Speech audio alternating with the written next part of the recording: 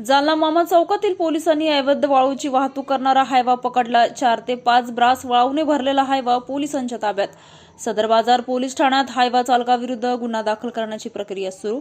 आज दिनांक 10 मंगळवारी रोजी सकाळी 9 वाजता मिळालेल्या माहितीनुसार जालना पोलिसांनी अवैध वाळूची वाहतूक करणारा एक हायवा पकडला आहे। अप्पर पोलीस अधीक्षक आयुष नोपानी, उपविभागीय पोलीस अधिकारी अनंत कुलकर्णी, स्थानिक गुन्हे शाखेचे पोलीस निरीक्षक पंकज जाधव यांच्या मार्गदर्शनाखाली जालना पोलिसांनी रात्रीच्या वेळी शहरातील मामा चौकात नाकाबंदी करत ऑल आउट ऑपरेशन राबवले होते। या कारवाई दरम्यान पोलिसांना वाळूची वाहतूक करणारा एक हायवा येताना आढळून आला। यावेळी पोलिसांनी हायवा चालकाकडे वाळूच्या रॉयल्टीबाबत विचारपूस केली असता त्याने उडवाउडवीची उत्तर दिली। त्यानंतर अधिक चौकशी केली असता संबंधित चालकाने ही वाळू अवैधरित्या वाहतूक करत असल्याची कबुली दिली। यानंतर पोलिसांनी संबंधित हायवा चालकास ताब्यात घेतला असून त्याच्या विरुद्ध सदर बाजार पोलीस ठाण्यात गुन्हा दाखल करण्याची प्रक्रिया सुरू केली आहे। दरम्यान 4 ते 5 ब्रास वाळूने भरलेला हायवा वाळूसह पोलिसांनी जप्त केला असून पुढील कारवाई सुरू आहे।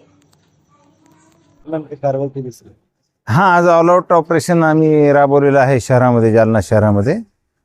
त्या दरम्यान आम्ही मामा चौकीत असताना एक वाळूची गाडी आहे आणि प्राथमिक दृष्ट्या माहिती त्याची घेतली। इन्फॉर्मेशन घेतल्यानंतर ड्रायव्हरला विचारपूस केली असता ते कुठल्याही प्रकारचं त्याच्याकडे अधिकृत कागदपत्र, रॉयल्टी वगैरे नाही, चोरीचीच वाळू, चोरीची गाडी आहे असं प्राथमिक दृष्टी निष्पन्न झालेलं आहे।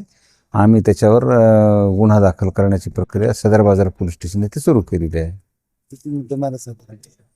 मुद्देमाल तर पूर्ण एक 4-5 ब्रास वाळू होती त्याच्यामध्ये आणि हायवा होती, तर आपण जप्त करून आता पोलीस स्टेशनला नेलेली आहे। कारवाई करत आहोत पुढची।